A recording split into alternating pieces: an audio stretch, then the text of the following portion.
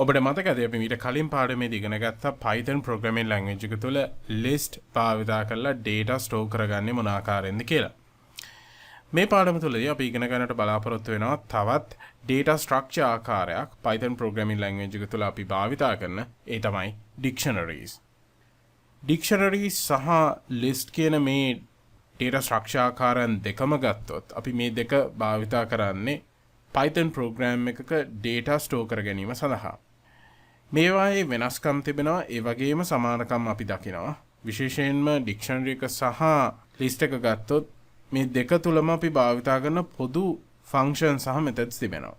ඒ පිළිබඳව අපි ඉදිරියේදී සාකච්ඡා කරමු. dictionary එක මූලිකව වෙනස් වන්නේ තනි අගයක් මතකයේ තුල ගබඩා කරනවා වෙනුවට අගය සමග යතුරක් එහෙම නැත්නම් කී එකක් අපි පාවිච්චි කරනවා මේ අගය වෙත යොමු වන්නට. එහෙම නැත්නම් මේ අපට අවශ්‍ය අගය ලබා ගැනීම පිණිස අපි යම් කී එකක් භාවිතා කරනවා dictionary කියන data structure එක තුල. නමුත් ඔබට මතක ඇති list එකක් තුල අපි ඒ ආකාරයට කී එකක් භාවිතා කරන්නේ නැහැ value එකක් access කරන්නට. ඉතින් මෙය තමයි මූලිකව dictionary එක සහ list එක අතර තිබෙන වෙනස. මේ ඔබ දකින්නේ Python programming language එක තුල අපි dictionary එකක් සකස් කරන ආකාරය. මේදී ඔබට පේනවා ඇති dic කියන මෙන්න මේ dictionary එක සඳහා අපි අගයන් ලබා දෙන්නේ මේ value කියලා තිබෙන්නේ අගය සෑම විටම key එකක් සමග. ඔබට පේනවා ඇති key එක ඉන්පසුව colon එකක් ඉන්පසුව අගය value එක. key value අපි මේක හඳුන්වනවා key value pair එකක් කියලා. මොකද මේ දෙකක් එකට තමයි සෑම විටම අපි භාවිතා කරන්නේ. dictionary එකක මේ key value pair එකක් අපි හඳුන්වන්නේ item එකක් කියලා. එක් item එකක්. දැන් ඔබට මතක ඇති list එකක අපි item එකක් වශයෙන් හඳුන්වන්නේ ඒ list එක තුල අපි අතුලත් කරලා තිබෙන යම් value එකක්. නමුත් dictionary data structure එක තුල item එකක් වශයෙන් හඳුන්වන්නේ තනි value එකක් පමණක් නෙවෙයි ඒ value එක සමග key එකකුත් තිබෙනවා. මොකද ඒකට හේතුව තමයි සෑම විටම dictionary එකක් තුළ මේ value එක වෙත යොමු වන්නට අපි භාවිතා කරන්නේ මෙන්න මේ key එක. අනිකුත් බොහොමයක් programming languages වල මේ ආකාරයට key එකක් සහ value එකක් data structure තුළ භාවිතා කරන අවස්ථාවන් අපිට හමු වෙනවා. එවැනි අවස්ථාවලදී අපි ඒවා හඳුන්වන්නේ associative array එකක් වශයෙන්. විශේෂයෙන්ම associative array එකක් තුල key එකක් භාවිතා කරලා value එකක් වෙත යොමු වන්නට එහෙම නැත්නම් එම value එක ලබා ගැනීම සහ ඒ value එක භාවිතා කිරීමේ හැකියාව තිබෙනවා.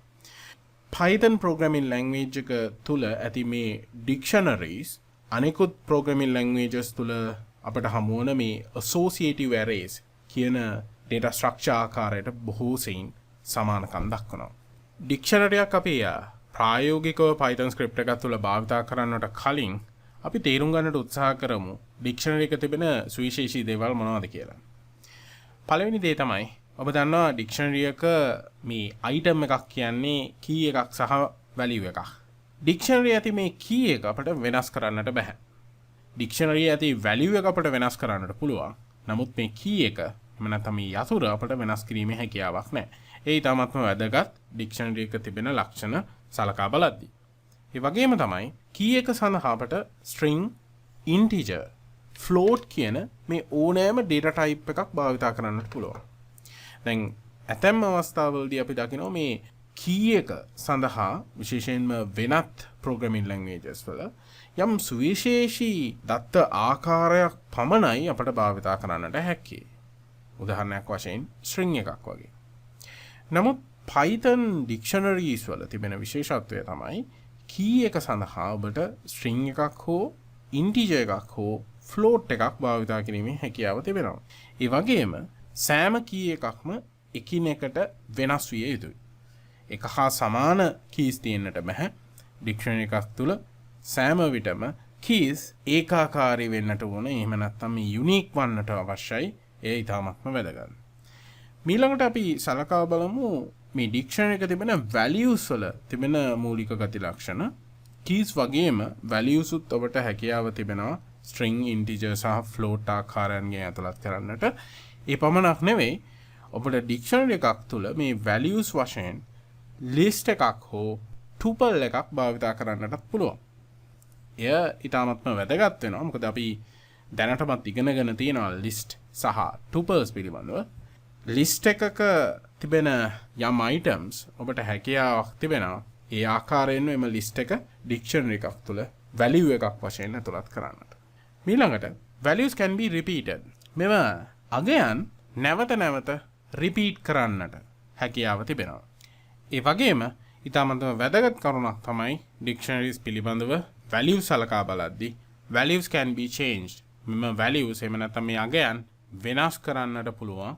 ඔබට මතක ඇති අපි list භාවිතා කරද්දී අපිට හැකියාව ලැබුණා list එක තුළ තිබෙන මේ values වෙනස් කරන්නට. මොකද ඒකට හේතුව list mutable objects වශයෙන් අපි හඳුන්වන්නේ. ඒ වගේම dictionaries අපි හඳුන්වන්නේ mutable objects වශයෙන්. මේ නිසා අපිට හැකියාව තිබෙනවා dictionary එක තිබෙන value එකක් ඕනෑම අවස්ථාවකදී වෙනස් කරන්නට. ඉතින් මේ ගති ලක්ෂණ තමයි අපි මූලිකව හඳුනගන්නේ Python dictionary එකක් තුළ. දැන් මේ ඔබ දකින්නේ Python dictionaries කීපයක් සකස් කරගෙන තිබෙන ආකාරය. අපි මේ එකිනෙක dictionaries පිළිබඳව අවධානය යොමු කරමු. මුලින්ම මම x කියන dictionary එක ගන්නවා.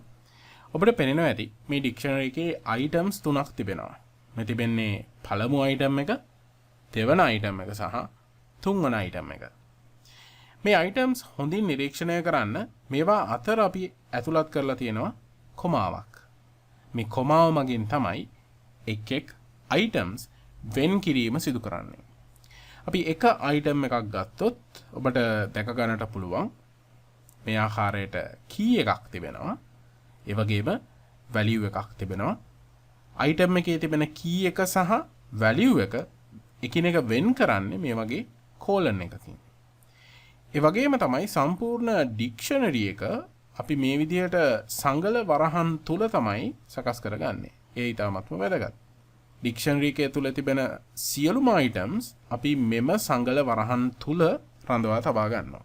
ඊළඟට අපි මෙහිදී තේරුම් ගන්නට ඕන දේ තමයි dictionary ඇති විශේෂතා පිළිබඳව අපි සාකච්ඡා කරද්දී ඔබට මතක ඇති මම විස්තර කරා key එක වශයෙන් අපිට string එකක් එහෙම නැත්නම් integer එකක් හෝ float එකක් භාවිත කරන්න පුළුවන්. දැන් මේ ඔබ දකින්නේ මේ ආකාරයට integer එකක් key එකක් වශයෙන් භාවිත කරලා තිබෙන ආකාරය. මෙහිදී key එක වන්නේ 1, value එක වන්නේ book කියන string එක. අපිට පේන ඇති මේ single quotes තුල තමයි අපි book කියන වචනය ඇතුළත් කරලා තියෙන්නේ. මොකද ඒක string එකක් නිසා. ඔබට මෙහිදී single quotes පමණක් නොවේ අවශ්‍ය නම් double quotes වත් භාවිත කරන්නට පුළුවන්. ඊළඟට අපි දෙවන item එක මේ විදිහට ඇතුළත් කරගෙන තිබෙනවා 2 කියන integer එක තමයි අපි key එක වශයෙන් භාවිත කරන්නේ. අපි y කියන dictionary එකට ගියොත් එය තරමක් වෙනස් වෙනවා. මොකද මෙහිදී අපි key සහ value වශයෙන් මිශ්‍ර data types භාවිත කරලා තිබෙනවා. ඔබට දැක ගන්නට පුළුවන් පළවෙනි item එකේ key එක වශයෙන් තිබෙන්නේ string එකක් item කියන. එහි value එකත් string එකක්. දෙවන item එක ගත්තොත් දෙවන item එකේ key එක වශයෙන් තිබෙන්නේ integer එකක්. ඒ වගේම value එක වශයෙන් තිබෙන්නේ list එකක්. ඔබට දැක ගන්නට පුළුවන් මේ list එකක්. 10 20 30 කියන අගයන් තුන මෙම list එකේ items වශයෙන් තිබෙන්නේ. Z කියන dictionary එක ගත්තොත් ඔබට පේනවා මේ dictionary එක සකස් කරන ආකාරය යම් වෙනසක් තිබෙනවා. අපි මෙහිදී dict කියන Python method එක භාවිත කරනවා dictionary එක සකස් කර ගැනීම සඳහා. එහිදී සාමාන්‍ය ආකාරයෙන්ම මේ method එකට argument එකක් වශයෙන් තමයි අපි dictionary එක ඇතුළත් කරන්නේ. එහිදී ඔබට පේනවා ඇති සංගල වරහන් අපි භාවිත කරලා තිබෙනවා. ඒ වගේම පොදුවේ අපි මීට ඉහතදී සාකච්ඡා කරපු ආකාරයට එක items කොමා මගින් වෙන් කරලා key සහ value pair එකක් වශයෙන් තමයි අපි dictionary එක සකස් කරගන්නේ. මෙහි තුන්වන ක්‍රමයේදී අපි දකින වෙනස තමයි විශේෂ method එකක් dict කියන method එක අපි භාවිත කරලා තියෙනවා dictionary එක සකස් කරගන්නට. ඊට අමතරව ගත්තොත් මේ අපි සකස් කරගෙන තිබෙන dictionary, ඒ කියන්නේ Z කියන dictionary X සහ Y කියන dictionaries වල ව්‍යුහාත්මකව වෙනස්කම් තිබුණට එහි අන්තර්ගතයේ මේ x y z කියන්නේ ඩික්ෂනරිස් තුනක්. දැන් අපි බලමු ප්‍රායෝගිකව Python ස්ක්‍රිප්ට් එකක් තුළ ඩික්ෂනරි එකක් සකස් කරගන්න ආකාරය. දැන් මේ ඔබ දකින්නේ සඳහා සරල උදාහරණ දෙකක්. මම city කියලා ඩික්ෂනරි එකක් සකස් කරගෙන තිබෙනවා. ඒ වගේම zip code කියන ඩික්ෂනරි එක සකස් කරගෙන තිබෙනවා. දැන් මේ ඩික්ෂනරි දෙකම ගත්තොත් ඔබට පේනවා ඇති එක් අවස්ථාවකදී ඒ කියන්නේ මේ city කියන ඩික්ෂනරි එක තුළ key එක වශයෙන් මම භාවිතා කරන්නේ postal code එක. ඒ වගේම value එක වශයෙන් මම භාවිතා කරන්නේ නගරේ නම. zip code කියන ඩික්ෂනරි එකට ආවොත් එහිදී ඔබට පේනවා ඇති මම key එක වශයෙන් භාවිතා කරලා තියෙන්නේ නගරේ නම. value එක වශයෙන් භාවිතා කරලා තියෙන්නේ postal code එක. ඉතින් මේ ආකාරයට ඔබට හැකියාව තිබෙනවා ඩික්ෂනරි එකක් සකස් කර ගැනීමේදී මේ දෙක මාරුවෙන් මාරුවට උනත් භාවිතා කරන්නට. සාමාන්‍යයෙන් ඩික්ෂනරි එක තුළ value සහ keys වශයෙන් අපිට string එකක්, integer එකක් හෝ float එකක් කියන මේ ඕනෑම data type එකක් භාවිතා කරන්න පුළුවන්. මෙහිදී මට අවශ්‍ය නම් යම් නිශ්චිත value එකක් ලබා ගැනීමට ඒ සඳහා සෑම විටම අපිට භාවිතා කරන්නට සිද්ධ වෙන්නේ ඒ value එක හා සම්බන්ධ වෙලා තියෙන key එක.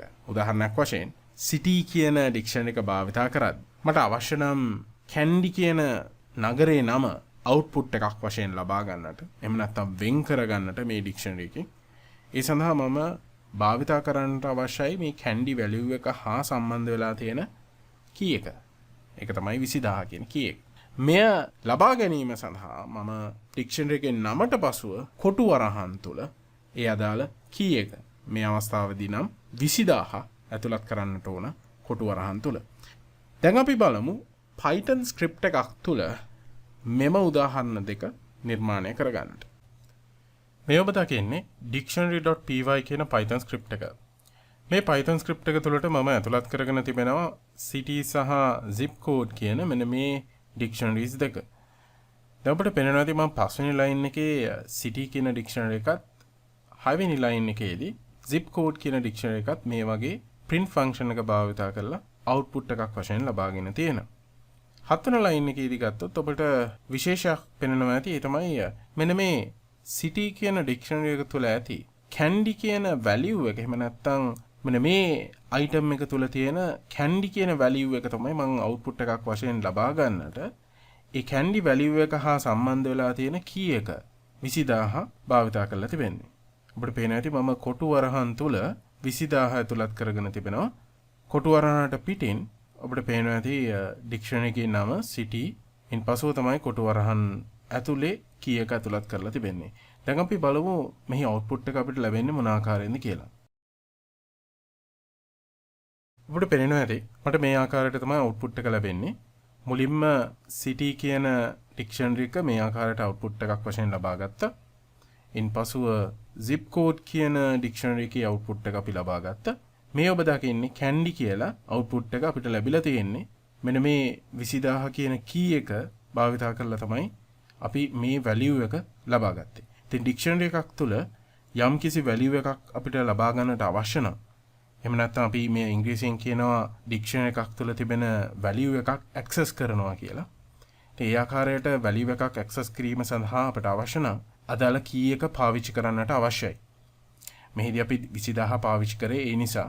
දැන් මට අවශ්‍ය නම් zip code කියන ඩික්ෂනරි එකේ මෙන්න මේ 20000 කියන zip code එක access කරන්නට ඒ සඳහා මට අවශ්‍ය වෙනවා key එක භාවිතා කරන්නට මෙන්න මේ ආකාරයට. දැන් අපි බලමු ඒ සිදු කරන්නේ කොහොමද කියලා.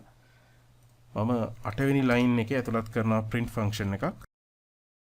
print function එක තුල අපිට අවශ්‍ය zip code කියන ඩික්ෂනරි එක access කරන්නට එහි මෙන්න මේ candy කියන මම මෙහිදී ඔබට පේනවා ඇති candy කියන key එක තමයි පාවිච්චි කරන්නේ.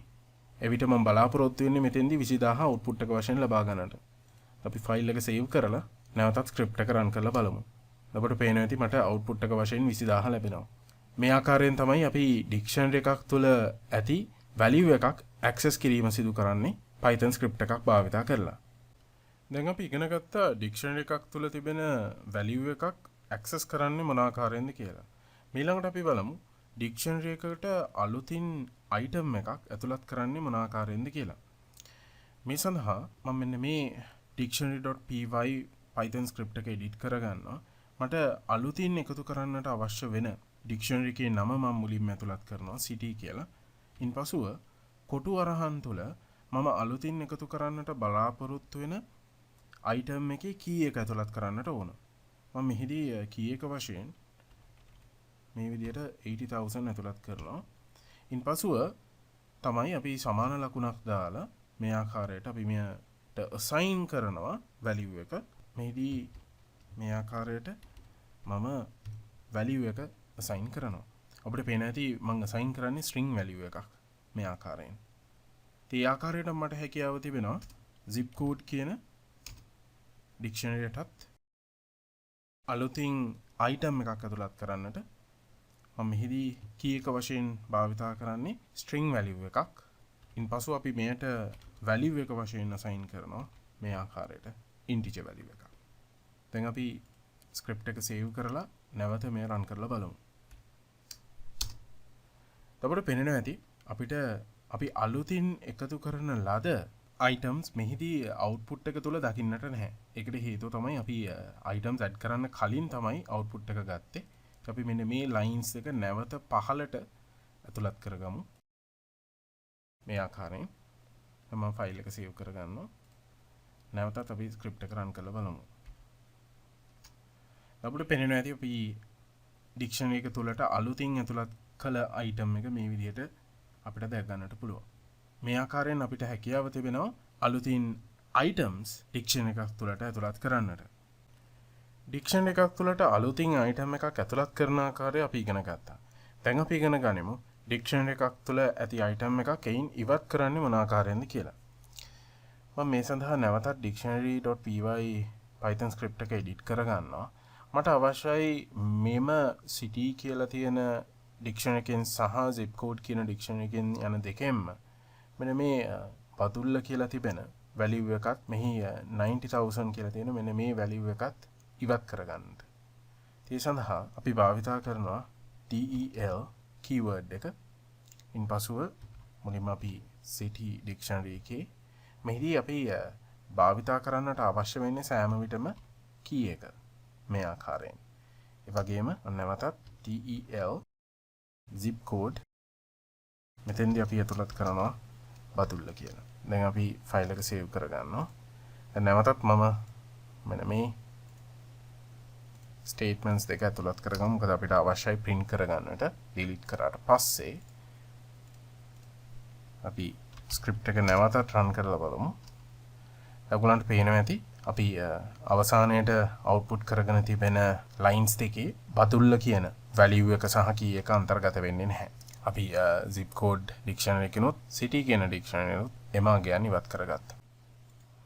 දැන් අපි බලමු dictionary එකක් තුල ඇති values update කිරීමක්. එහෙම නැත්නම් තිබෙන අගය වෙනුවට වෙනත් අගයක් ඒ සඳහා ඇතුළත් කිරීම සිදු කරන්න මොන ආකාරයෙන්ද කියලා.